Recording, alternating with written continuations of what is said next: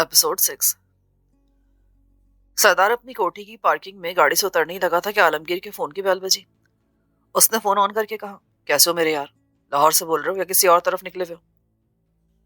फिर मुसलसल 2 मिनट खामोश रहकर दूसरी तरफ की बात सुनता रहा। फिर ओके कहकर फोन बंद किया और सरदार की तरफ पलटा। सरदार, लाहौर से रिपोर्ट आई है कि कोई गैंग शानी बीबी की नकलो हरकत का जायजा ले रहा है। उसकी मुसलसल निगरानी हो रही है। बस अदे कोशिश उनके मकासद का इल्म ही हो सका। सरदार के बढ़ते हुए कदम थम गए। वो मुतफक्किर अंदाज में उसको देखने लगा। कौन लोग हो सकते हैं ये? वो सोचने लगा, फिर तौक़ुफ़ के बाद बोला, यूनिवर्सिटी में हर कोई जानता है कि वो तुम्हारी बेटी है। इसी तरह हर एक को तुम्हारी दौलत का भी अंदाजा है। हो सकता है कोई उसे अगवा करके तावान हासिल करना चाहता हो। कोई और वजह भी हो सकती है। सरदार का चेहरा मुतगय्यर हो गया। ये तो बहुत बुरी खबर है। उसे लाहौर से बुला लिया जाए तो पढ़ाई का हर्ज होगा, वहीं रखा जाए तो अगवा होने का डर लगा रहेगा। तुम ही बताओ, ऐसे में क्या करना चाहिए? लाहौर में एक आधा सच्ची फोन कॉल करके उसके लिए सिक्योरिटी मांग ले। आलमगीर ने अपनी दानिश में बेहतरीन मशवरा दिया। यहाँ पल पल हालात बदल रहे, क्या खबर कब क्या हो जाए, वरना मैं खुद लाहौर चला जाता, साथ में बशीर खान या शब्बर को ले जाता। सरदार की आंखों में चमक लहराई। वो दोनों हम कदम चलते हुए अंदरूनी कमरे में पहुंच गए। मुलाजिम को चाय लाने का हुक्म देकर आमने सामने बैठ गए। शानी बीबी को अगवा करके क्या मकासद हासिल किए जा सकते हैं, ये बात समझ में नहीं आ रही। अगवा बराए तावान के आदि मुजरिम कभी इतनी लंबी चौड़ी निगरानी और प्लानिंग नहीं किया करते, बस आनन फानन बंदा उठाकर ले जाते हैं। आलमगीर दिल ही दिल में सरदार को सराहने लगा। घबराए हुए सरदार की अकल ने काम करना शुरू कर दिया था। ये बात तो ठीक है सरदार, मगर क्या हम शानी बीबी की हिफाजत के बजाय इसी सोच विचार में पड़े रहेंगे कि कौन ये वारदात कर सकता है? नहीं, हमें अमली तौर पर मैदान में उतरना होगा, वरना कभी पूरा ना किया जा सकने वाला नुकसान उठाना पड़ेगा। क्या उसे यहाँ बुलवा लिया जाए? यहाँ बुलवाने से मसला हल नहीं होगा सरदार। सांप से हमेशा के लिए महफूज रहना तभी मुमकिन हो सकता है जब हम सांप को कुचल डालें। वो यहाँ भी पहुंच सकते हैं। वैसे भी शानी बीबी कोठी में कैद तो नहीं रह सकती। चाय पीने के दौरान कोई बात ना हुई। फिर सरदार उठते हुए बोला, आलमगीर, तुम अपने पेटी बंदों से मुसलसल राब्ता रखो और पल पल की इत्तला मुझे पहुंचाओ। यहाँ का चार्ज बशीर खान को संभालने दो और खुद लाहौर जाने की तैयारी पकड़ो। चूंकि यह मुकम्मल तौर पर मेरा घरेलू मसला है, इसलिए मैं तुम्हारे अलावा किसी और की सलाहियत और खुलूस पर एतमाद नहीं कर सकता। आप इस बारे में पूरी यकसुई से सोच समझ कर फैसला करें। मैं लाहौर गया तो यहाँ की फिजा नागवार हो जाएगी। हाथ मिलाकर तहफीदी अंदाज में सरदार ने सर हिलाया और कोठी के अंदरूनी हिस्से में घुस गया। आलमगीर मायने खेज अंदाज में सीटी बजाते हुए कोठी से निकल आया। अपने ठिकाने पर पहुंचकर उसने शानी को फोन किया। हेलो शाहाना, मैं तुम्हारा मुखलिस बोल रहा हूँ। हाँ बोलो, सुन रही हूँ मैं। शाहाना की उकताई आवाज सुनाई दी। वो अपने बदले हुए लहजे को निस्बतन सख्त करते हुए बोला, मैंने तुम्हें कहा था कि हमारे बड़ों के हाथ बहुत लंबे हैं। तुम्हारे बाप की सरगर्मियां हमारी नजरों में है। तुम्हारे बाप का कुत्ता ज़िबा होने वाले जानवर की बू सूंघता फिर रहा है। तुमने राज को राज नहीं रखा, अब राज को राज रखने की जिम्मेदारी हम पर भी आयद नहीं रही, समझी तुम? वो घबरा गई। मगर मैंने तो किसी से जिक्र तक नहीं किया। तुम कह रहे हो कि... मैं ठीक कह रहा हूँ। हमारे मलिक साहब को रिपोर्ट मिली है, वो बहुत खफा है। तुमने अपनी बेवकूफ़ी के बायस बहुत बड़ी मुसीबत मोल ले ली है। तुम्हारा पूरा खानदान मुल्क भर में किसी को मुंह दिखाने के लायक नहीं रहेगा। वो घबरा कर रोने लगी, मिन्नतें करने लगी। उसने कुछ कहे बगैर राब्ता मुनक़ता करके फ़ोन ऑफ कर दिया। उसे यकीन था कि अब वो डरकर अपने बाप से राब्ता करेगी, उससे बहुत कुछ छुपाकर सिक्योरिटी तलब करेगी या घर आने की इजाज़त मांगेगी। शिकारी उसकी शहरक तक पहुंचने वाला था या वो खुद मचान से आकर टकराने वाली थी। वो मुस्कुराता हुआ बशीर खान के पीछे चल दिया। आज वो उसकी पसंदीदा जगह पर बैठकर दरिया के पानी के बहाव का नजारा कर रहा था। दोनों बैठकर आने वाले वक्त का लाहे अमल तैयार करने लगे। आलमगीर उसे हल्के की सरगर्मियों की तफसील बताने लगा। अक्सर मामलों का बशीर खान को इल्म था, जिनका इल्म नहीं था वो यकसोई से समझने लगा। आलमगीर की तवक्को के ऐन मुताबिक सरदार ने 9 बजे के करीब उसे फ़ोन किया।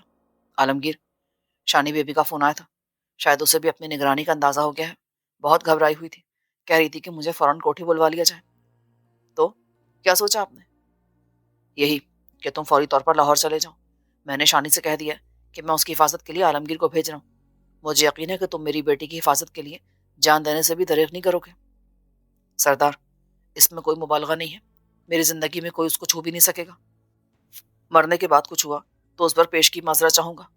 मैं कल 10-11 बजे यहाँ से रवाना हो जाऊँगा, तुम फिक्र ना करो। फ़ोन बंद करके उसने लाहौर जाने की तैयारी शुरू कर दी। सरदार के इस फैसले ने उसके अंग अंग में खुशी की लहर दौड़ा दी थी। اس کا یہاں کافی کام باقی تھا، مگر رفیع اللہ جیسے تھانے دار کے آنے پر وہ عملی طور پہ ناکارہ ہونے والا تھا۔ اس دوران وہ لاہور میں رہ کر اپنے ادھورے امور بآسانی سر انجام دے سکتا تھا۔ ابھی وہ پرعزم اور خوش تھا، یہ نہیں جانتا تھا کہ سردار کے اس فیصلے کے کیا نتائج برآمد ہوں گے۔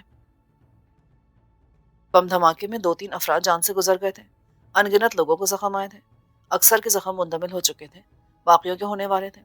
شاہانہ کو بم دھماکے میں کوئی جسمانی ضرب نہیں لگی تھی، روح کا گھاؤ لگا تھا جو ہر آنے والے دن میں اپنی تکلیف بڑھاتا جا رہا تھا۔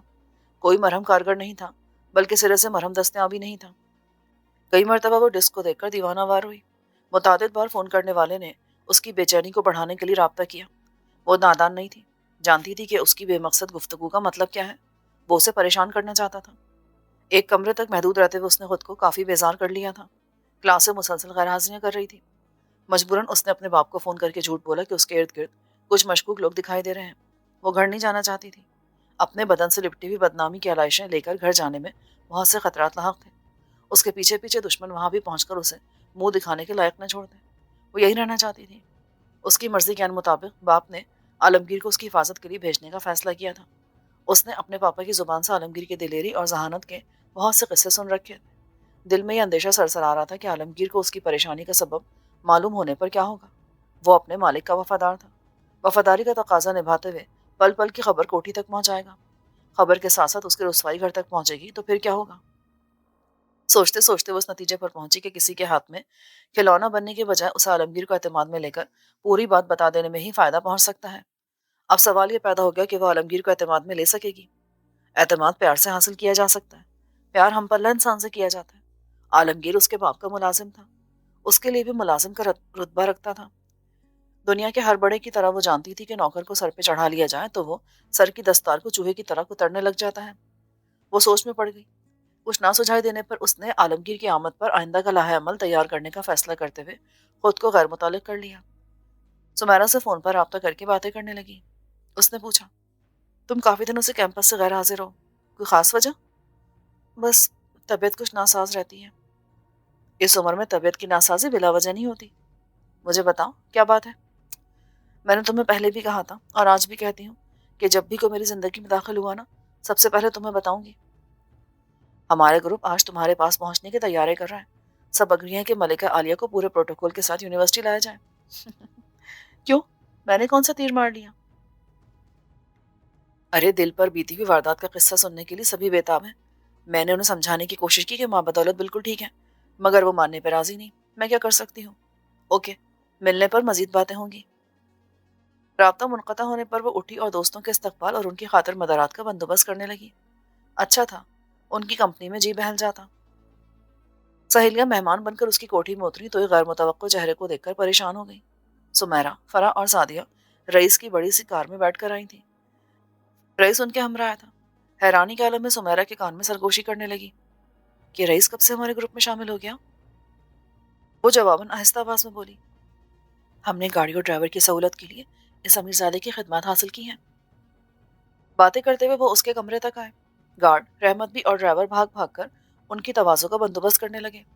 صوفے پر بیٹھ کر انہوں نے باقاعدہ طور پر اس کی عیادت کی۔ نپی تلی اداکاری دیکھ کر وہ دل ہی دل میں شرمسار ہو رہی تھی۔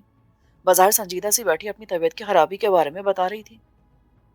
کچھ دیر بعد رحمت بھی نے انہیں ڈائننگ ٹیبل پر آنے کا اشارہ کیا۔ وہ انہیں لے کر ٹیبل پر آ گئی۔ برتن کھنکنے لگے۔ ایسے میں اس کے فون کی بیل بجی۔ وہ معذرت کر کے اپنے کمرے میں آئی۔ فون اٹھا کر اسکرین دیکھنے لگی۔ نمبر اجنبی نہیں تھا، بلکہ دل کی دھڑکن بڑھا دینے والا اجنبی کا تھا۔ وہ بولی، اب کیا ہے؟ تمہیں بھی رہ رہ کر دھمکیاں یاد آتی ہیں؟ کیا یہ نہیں ہو سکتا کہ ایک ہی بار کال کر کے مجھے اچھی طرح دھمکا لو اور میری جان چھوڑ دو، یا مہینے میں کوئی ایک دن مخصوص کر لو؟ میں پورے اہتمام سے تمہاری بکواس سننے کے لیے تیار ہوں۔ تم نے میرے روکنے کے باوجود عالمگیر کو اپنی حفاظت کے لیے طلب کر لیا۔ کیا تم یہ سمجھتی ہو کہ وہ تمہیں اس عذاب سے نکالنے میں کامیاب ہو جائے گا؟ وہ حیران رہ گئی۔ یہ سوچنے پر مجبور ہو گئی کہ اس کا واسطہ عام لوگوں سے نہیں بلکہ غیر معمولی دسترس رکھنے والے مجرموں کے کسی منظم گروہ سے پڑ گیا ہے۔ ابھی تک عالمگیر کے لاہور آنے کے بارے میں اس کے اور پاپا کے درمیان ہی بات تھی۔ انہیں کیسے پتا چلا؟ وہ اپنی حیرانی پر قابو پا کر بولی، جب تمہیں ہر بات کا پتہ چل جاتا ہے تو یہ کیوں نہیں پتا چلا کہ عالمگیر میرے بلانے پر نہیں بلکہ پاپا کے بھیجنے پر یہاں آ رہا ہے؟ جھوٹ بولتی ہو تم۔ بہرحال تم منگوا رہی ہو یا تمہارا باپ بھیجوا رہا ہے، بات ایک ہی ہے۔ جو کام سالوں کے بعد طے ہونا تھا وہ اس کے آنے پر چند دنوں میں ہی شروع کر دیا جائے گا. تم ترازو تھام کر بیٹھ جانا اور دونوں پلڑوں میں رکھا وزن چیک کرنا. سردار صاحب بھاری پڑتے دکھائی دیتے ہیں یا ملک صاحب؟ پھر میں کیا کر سکتی ہوں تمہارے لیے؟ ہم، کچھ بھی نہیں. کام ہم خود کر دیتے ہیں. تم اپنی زندگی انجوائے کرو. Good luck. رابطہ منقطع ہو گیا. پہلے کی طرح اس نے گفتگو میں پیش رفت نہیں کی تھی. اسے یقین ہو گیا کہ وہ صرف اس کی اعصاب شکنی کے لیے رابطہ کرتا ہے. ابھی تک اپنے مفادات کے حصول کے لیے اس نے کوئی قدم نہیں اٹھایا تھا اور نہ اسے بتایا تھا کہ اس کے ملک صاحب کی ترجیحات کیا تھیں. اپنے طور پر اس نے یہ رائے قائم کر رکھی تھی ملک نامی سیاسی وڈیرا اس کے باپ کو نیچا دکھانے کے لیے گھٹیا چال چل رہا ہے. وہ سیاسی وڈیرا کون ہو سکتا ہے اس بارے میں وہ کچھ نہیں کہہ سکتی تھی. عادت کے مطابق اس نے کال بیک کی. رابطہ نہیں ہوا. فون بند ہو چکا تھا. وہ زیر لب بڑبڑائی. کمینے میں اتنی بھی جرت نہیں کہ فون کرنے کے بعد اپنا نمبر چالو رکھ سکے. وہ واپس ڈائننگ روم میں آئی. سب استفہامیہ نظروں سے اس کی طرف دیکھنے لگے. وہ معذرت کرتے ہوئے بتانے لگی کہ اس کے گھر سے فون آیا تھا. سمیرا بولی، لڑکیوں کے دو گھر ہوتے ہیں، ایک وہ جہاں سے آتی ہیں اور ایک وہ جہاں جاتی ہیں. تمہیں کون سے والے گھر سے فون آیا تھا؟ سمجھنے لگے. بھائی ابھی یہ طے نہیں ہوا کہ میرا دوسرا گھر کون سا ہے. کہ کہتے ہوئے اس نے کنکیوں سے اپنے سامنے رکھی ہوئی پلیٹ سے نبرت آزما رئیس کی طرف دیکھا. وہ اس کی طرف متوجہ نہیں تھا. سمیرا نے اس کی چوری پکڑ لی. پلو سے باندھ کر دوسرے گھر کی راہ دکھانے والا نگاہوں میں اترا بیٹھا ہے. دل میں کان کی بجائے آنکھ کے راستے سے اترنا چاہتا ہے. سمیرا نے آہستگی سے کہا. وہ منہ پھیر کر سعدیہ سے محو گفتگو ہو گئی. کچھ دیر خوشگپیوں میں مشغول رہنے کے بعد اس سے اگلے دن کیمپس میں ملنے کا وعدہ لے کر چاروں رخصت ہو گئے. جاتے وقت رئیس نے ایک جاندار مسکراہٹ اس کی طرف اچھال دی تھی. اپنی آمد کا دیر اثر ثبوت دے کر گاڑی میں بیٹھ گیا تھا. وہ اس کے بارے میں سوچتے ہوئے لان میں آن بیٹھی. گارڈ اس کے قریب پہنچ کر مؤدبانہ لہجے میں بولا، سردار سائیں کا فون آیا تھا. وہ کہہ رہا تھا کہ کل عالمگیر یہاں مستقل رہنے کے لیے آ رہا ہے. میری سمجھ میں نہیں آ رہا اس کی یوں ہنگامی بنیادوں پر آمد کا سبب کیا ہے. خیریت تو ہے نا بی بی جی؟ پاپا کو ہی پتا ہوگا. تم جانتے ہو پاپا اپنی مشکلات میرے ساتھ تو کیا کسی کے بھی ساتھ شیئر نہیں کرتے. میں یہ پوچھنے کے لیے آیا تھا کہ عالمگیر کے لیے کون سا کمرہ تیار کر دوں. گراؤنڈ فلور پر کچن کے سامنے والے کمرے میں ٹھہرا دینا اس کو. اس کے لیے خصوصی اہتمام تو ہونے سے رہا. جی بی بی جی. وہ چلا گیا تو وہ عالمگیر کے بارے میں سوچنے لگی.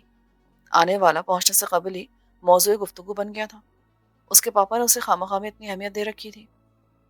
اگلے دن اپنی آب و تاب کو مہمیز کر کے وہ کلاس میں پہنچی تو یوں لگا جیسے زمانہ بدل چکا ہو. سمیرا نے پوچھا، کیا بات ہے؟ تم کچھ اپسٹ دکھائی دے رہی ہو. خیریت تو ہے نا؟ وہ مسکرا کر رہ گئی. سمیرا اس کا ہاتھ تھام کر کلاس روم سے باہر آ گئی. سچ بتاؤ شانی، تم کافی بدلی بدلی لگ رہی ہو. وہ کچھ بتانا نہیں چاہتی تھی. سمیرا چہرے پر لکھی کشمکش دیکھ کر غمزدہ سی ہو گئی. آل رائٹ، میں سمجھ گئی. تم مجھ سے شیئر نہیں کرنا چاہتی. میں یہ ضرور کہوں گی کہ تم رئیس میں انٹرسٹ لینے لگی ہو. تمہاری پس و پیش کا سبب بھی جانتی ہوں. تمہاری نظر میں وہ بھنورا مزاج شخص ہے. یہی بات ہے نا؟ غلط سمجھی ہو. میری پریشانی کا سبب رئیس نہیں ہے. تو پھر؟ وہ عجیب سے انداز میں مسکرانے لگی. سمیرا شرمسار سی ہو گئی. اسے اٹھا کر وہ کیفے کی طرف چل دی. شانی، محبت کرنا جرم نہیں. محبت میں حد سے گزرنا جرم ہوتا ہے. گھٹ گھٹ کر جینے کا دور تمام ہو چکا ہے. تعلیم ہمیں شعور دیتی ہے کہ ہم اپنی پسندیدگی کو جنون بنانے سے روکیں. یہ اسی صورت میں ممکن ہوتا ہے کہ بیماری کے پہلے حملے کو محسوس کرتے ہی ڈاکٹر سے رجوع کر لیا جائے. تم سمجھ رہی ہو نا میری بات؟ پلیز سمیرا، سمجھنے کی کوشش کرو. میں واقعی پریشان ہوں مگر میری پریشانی کی وجہ رئیس ہرگز نہیں ہے. مجھے خود سمجھ نہیں آ رہا کہ مجھے کیا کرنا چاہیے کیونکہ میں خود اپنی پریشانی کا سبب نہیں جانتی. تم پلیز کوئی اور بات کرو. سمیرا نے موضوع بدل دیا. اب وہ سعدیہ کے لیے پچھلے دنوں آنے والے رشتے کے بارے میں بتا رہی تھی. کیفے سے اٹھ کر وہ کلاس روم کی طرف آ رہی تھی کہ رئیس سے ٹکراؤ ہو گیا. تینوں گھاس پر آن بیٹھے. سمیرا نے سعدیہ کو لے کر آنے کا ارادہ ظاہر کیا اور اٹھ گئی. رئیس مسکرا کر بولا، بڑی جذبات شناس ہڈی ہے. کباب کو تڑکتا دیکھ کر آپ و آپ نکل گئی. میں سمجھی نہیں. میرے کہنے کا مقصد یہ تھا کہ ہمیں کھل کر گفتگو کرنے کا موقع مل گیا. میں تم سے کچھ کہنا چاہتا ہوں شانی. کہو. میں جو کہنا چاہتا ہوں اس کے لیے تمہارا موڈ موضوع نہیں ہے. پہلے کیوں بجھوا رہے ہو؟ جو کہنا چاہتے ہو کھل کر کہو. فلمی ڈائلاگ کسی اور وقت کے لیے اٹھا کے رکھو.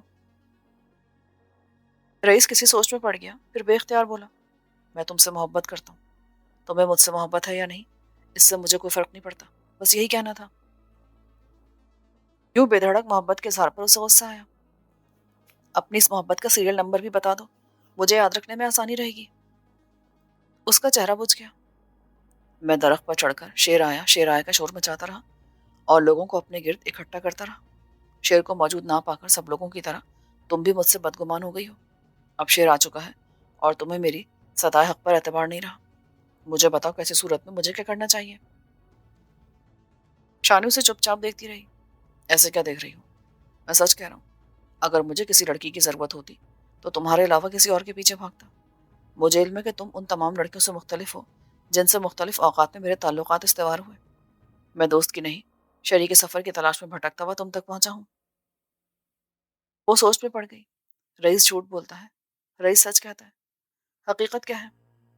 چند لمحے دیکھتی رہی، پھر نظریں جھکا کر بولی، تم اچھے خاندان کے فرد ہو۔ اچھائی سچ کا لباس پہنے تو جچتی ہے، جھوٹ پہن کر آئے تو اپنے مقام سے گر جاتی ہے۔ اس لیے بہتر ہے کہ تم سچ کہو۔ میں سچ کہتا ہوں، مگر اپنے سچ کو ثابت کرنے کے لیے کہاں سے دلیل ڈھونڈ کر لاؤں جو تمہیں مطمئن کر دے؟ اوکے، میں یقین کے راستے پہ چل دیتی ہوں، خود کو سچا ثابت کرنے کے لیے تمہیں وقت دیتی ہوں۔ جہاں بھی ڈگمگاؤ گے چھوڑ کر دور ہٹ جاؤں گی۔ وہ جھومتے ہوئے بولا، آئی لو یو شانی، میں اپنے اس دعوے کو تم پر ثابت کر دوں گا۔ کیسے؟ اسی وقت سمیرا واپس لوٹ آئی۔ بات شروع نہیں ہوئی یا شروع ہو کر ختم بھی ہو گئی؟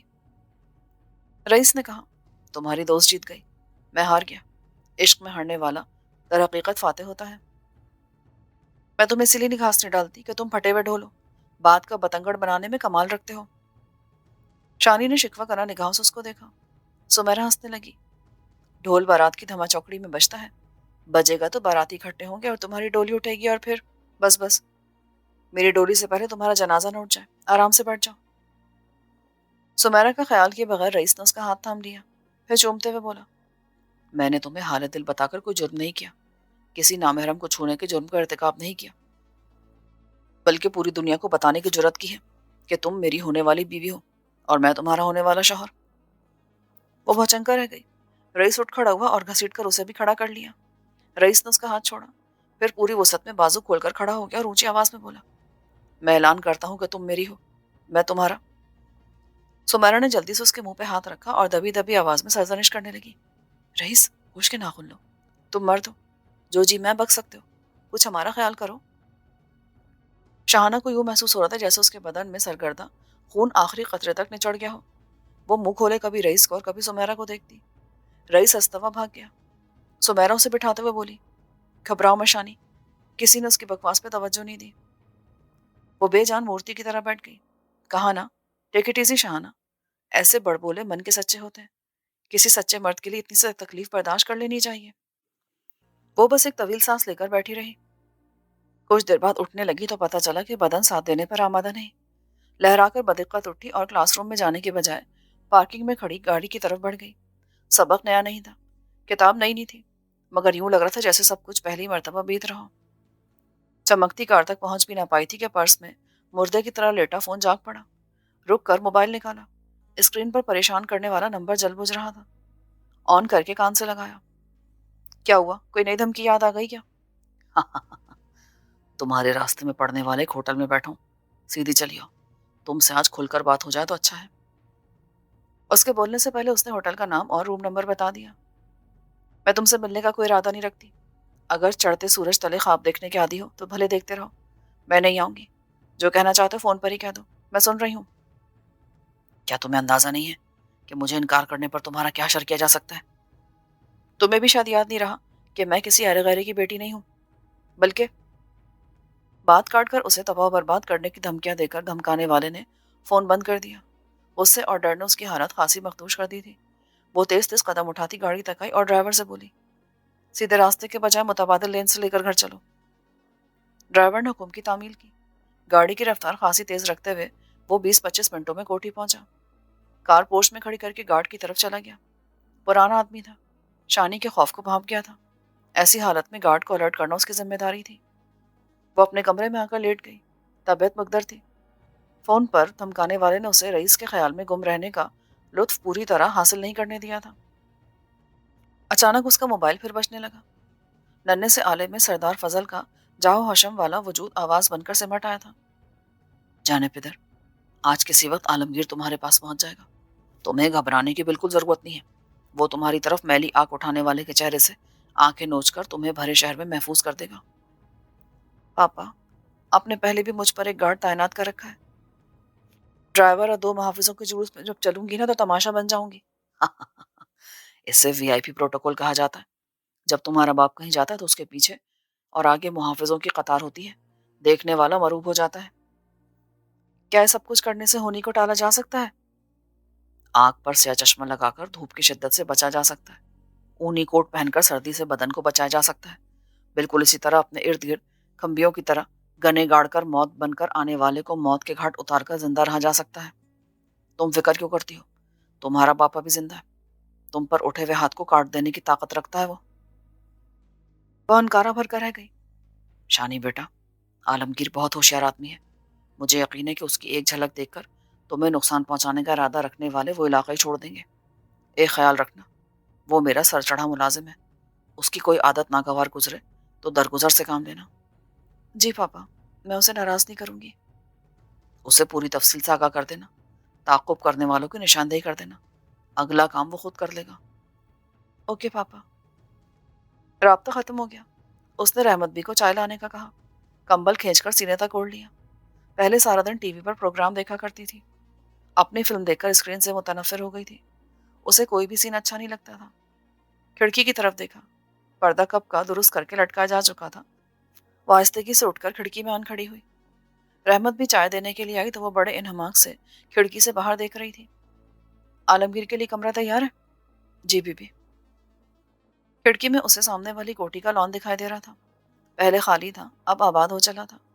उजले लिबासों में एक जोड़ा जवानी की मस्त अलस्त अटखेलियां करने में मसरूफ था। एक बच्चा उनके करीब उछलता कूदता फिर रहा था। वो चाय पीने के दौरान जीता जागता मंजर देखती रही। अचानक उसकी नजर धुंधला गई। सर झटक कर नजरों का फोकस दुरुस्त किया तो चौंक पड़ी। उसके सामने रईस और शहाना खड़े थे। एक दूसरे का हाथ थामे दुनिया व माफिया से गाफिल दिखाई दे रहे थे। रईस ने उसका हाथ थाम रखा था। अचानक गाड़ी का दरवाजा बंद होने की आवाज ने उसे चौंका कर पोर्श की तरफ देखने पे मजबूर कर दिया। आलमगीर टैक्सी से उतरता दिखाई दिया। ड्राइवर ने कटेची गैस थाम रखा था जबकि गार्ड के हाथ में एक बड़ा सा चर्मी बैग था। आलमगीर का चेहरा दिखाई नहीं दे रहा था। तीनों आगे पीछे चलते हुए बरामदे में घुसकर उसकी निगाहों से ओझल हो गए। आलमगीर के पहुंच जाने पर उसने खुद को निस्बतन ज्यादा महफूज पाया। खिड़की से हटकर बेड पर आ गई। एक रिसाला उठाकर पढ़ने लगी। इतने में रहमत भी कमरे में दाखिल हुई और उसे मुतवज्जो करने के लिए बोली, शानी बीबी, आलमगीर आन पहुंचा है। मैंने उसे उसके कमरे में पहुंचा दिया है। ठीक है। रहमत जाते हुए दरवाजा बंद कर गई। जरा देर बाद उसके कमरे के दरवाजे पर दस्तक हुई। उसने चौंक कर दरवाजे की तरफ देखा। अधखुले दरवाजे में आलमगीर खड़ा दरबार हुस्न में हाजिरी देने की इजाजत तलब कर रहा था। वो जल्दी से उठ खड़ी हुई। चौधरी बासत का उसूल शनास बदन मनो मिट्टी तले उतर चुका था। उसकी दस्तार उसकी जिंदगी में ही मिट्टी में मिल गई थी। मौत की परछाइयां चंद दिन तक घर के दरो दीवार पर छाई रही। फिर गैर महसूस अंदाज में हालात मामूल पर आते चले गए। जनान खाने में दोनों बहनें चंद मज़ारों की बहू बेटियों के साथ बैठी हुई थी। छोटी बातें कर रही थी। बड़ी होठ काटते हुए सोच रही थी, मेरी माँ ने मेरा नाम बतूल रखा था। मैं बतूल नहीं रही, बल्कि बबूल बनकर बाप का सीना छलनी कर चुकी हूँ। मेरी बदकिस्मती तो यह है कि मेरे बाप के कत्ल को तबई मौत करार दिया जा रहा है। मुझे हथियार बनाकर मेरे बाप को कत्ल करने वाले को मैं नहीं जानती। कोई क्या जान पाएगा? या अल्लाह, इस कयामत की घड़ी में मैं क्या करूं? बाप के मरने के बाद वो इस घर की मालिका थी। माँ अनपढ़ और घरेलू औरत होने की वजह से चार दीवारी से बाहर के मामलात को समझ नहीं सकती थी। सुलझा कैसे पाती? उसने जमीनों और लेन देन का हिसाब किताब अपने हाथ लेते हुए अल्लाह से शिकवा किया था। हाय और अब्बा, दुनिया भाइयों से भरी पड़ी है। हमारे नौकरों के घरों में नंगे दौड़ते फिरते बच्चों की कमी नहीं।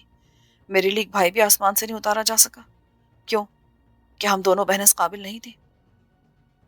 उसे सोचों में गुम देखकर छोटी बोली, बाजी, क्या सोच रही हो? जरी, मैं वही कुछ सोचती हूँ जो तुम सोचती रहती हो। क्या तुम्हारे पास मलिक अमजद का नंबर है?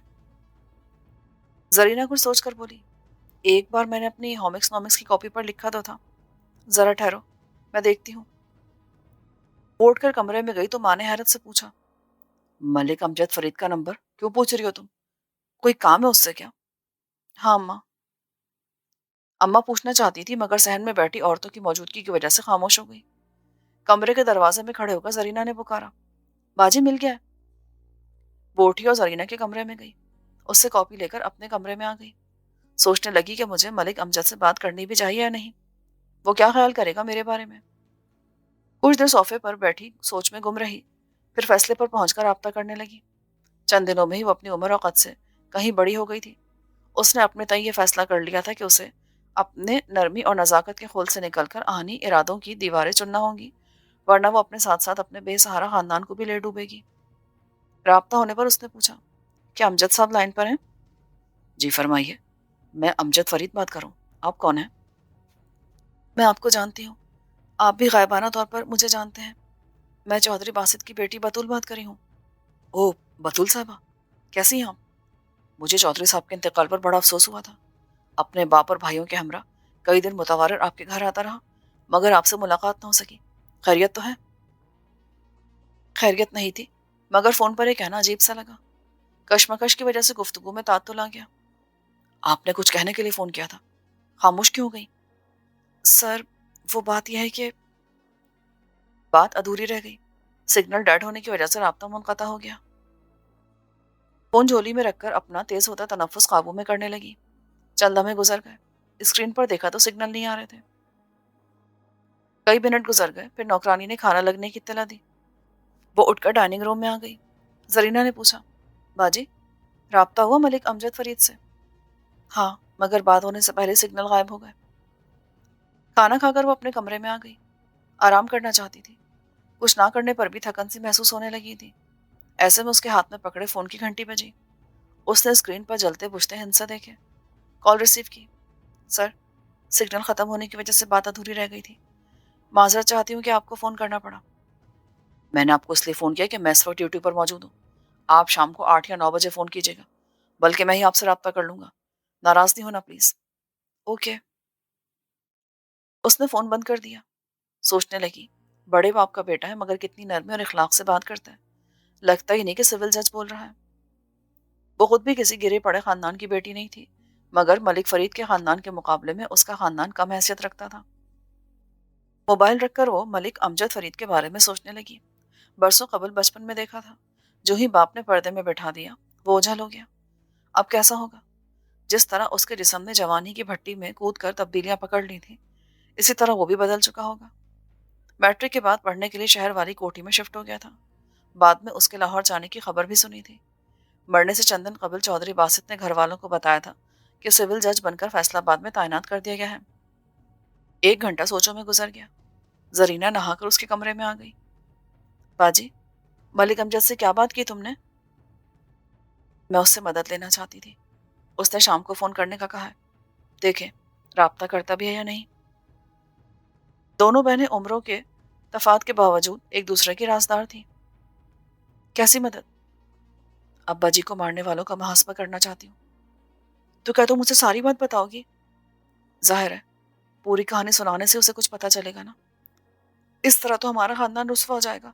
नहीं बाजी, तुम मुझसे कोई बात नहीं करोगी। जरीना रोने लगी। वो दिलासा देते हुए खुद भी रोने लग गई। मैं पहले भी एक बहुत बड़ी गलती कर चुकी हूँ। गलती को दोहराना नहीं चाहती जरीना। अगर मैं अब्बा जी को उसी दिन साफ साफ माजरा कह सुनाती, तो वो कभी भी मुझे कसूरवार ना समझते और गहरे दुख से उन्हें हार्ट अटैक ना होता। मेरे बोलने से मेरी पोजीशन साफ हो सकती है। मेरे चुप रहने से मुझ पर बनाई हुई फिल्म मेरी बेहयाई का सबूत बन जाएगी। छोटी नादान नहीं थी। उसकी बात को बखूबी समझ रही थी, मगर उसे बदनामी और रुसवाई से डर लगता था। एक को बताने का मतलब ये होगा बाजी कि पूरे पिंड को खबर दे दी है। लोग हम पर थू थू करेंगे। जिन लोगों ने हम पर कयामत ढाई है, क्या वो खामोशी से बैठ जाएंगे? वो अपने किए की कीमत वसूल करने के लिए मैदान में जरूर उतरेंगे, बल्कि उतर चुके हैं। और हम बहुत बड़ी कीमत दे चुके हैं। जरीना का इशारा बाप की मौत की तरफ था। इगवा करने और ये ड्रामा रचाने से कत्ल करना ज्यादा सहल था। वो अब्बा जी को मारना नहीं, हमारे खानदान को अपने कदमों तले झुकाना चाहते थे। अब्बा जी की गैर मुतवक्को और नागहानी फौतगी के बायस उनके मकासद अधूरे रह गए होंगे। वो तो ठीक है बाजी, मगर अमजद हमारी क्या मदद कर सकता है? वो बहुत बड़े ओहदे पर फायज है। हो सकता है कि वो उन लोगों से میری بے حیائی کے ثبوت حاصل کر کے ہماری ان کمینوں سے ہمیشہ ہمیشہ کے لیے جان چھڑانے میں کامیاب ہو جائے، اور اگر نہ ہو سکا تو؟ زرینہ کے اس اندیشے کا اس کے پاس کوئی جواب نہیں تھا۔ اسے خاموش پا کر زرینہ بولی، پھر ہم اس کی نظروں میں بھی برہنہ ہو جائیں گے۔ ہو سکتا ہے کہ وہ بھی اپنی زباں بندی کی قیمت مانگنے لگ جائے۔ ایسی صورت میں کیا ہوگا؟ نہیں نہیں زری، وہ ایسا نہیں ہے۔ تعلیم یافتہ سلجھا ہوا انسان ہے، میں کم از کم اس کے بارے میں ایسا نہیں سوچ سکتی۔ زرینہ اس سے متفق نہ ہوئی، اسے اس کے حال پر چھوڑ کر باہر چلی گئی۔ اس کے اوجل ہونے پر وہ ازسر نو اپنے تیار کردہ لاہ عمل کے بارے میں سوچنے لگی۔ بہت غور و خوض کے بعد اس نتیجے پر پہنچی کہ اسے امجد فرید کو ہمراز بنا کر اس کے اختیارات سے فائدہ اٹھانا چاہیے۔ رہی کھلنے کی بات تو وہ پہلے ہی کھل چکی تھی۔ اس کا باپ برہنہ بیٹی کو دیکھ کر ہمیشہ کے لیے آنکھیں موند چکا تھا۔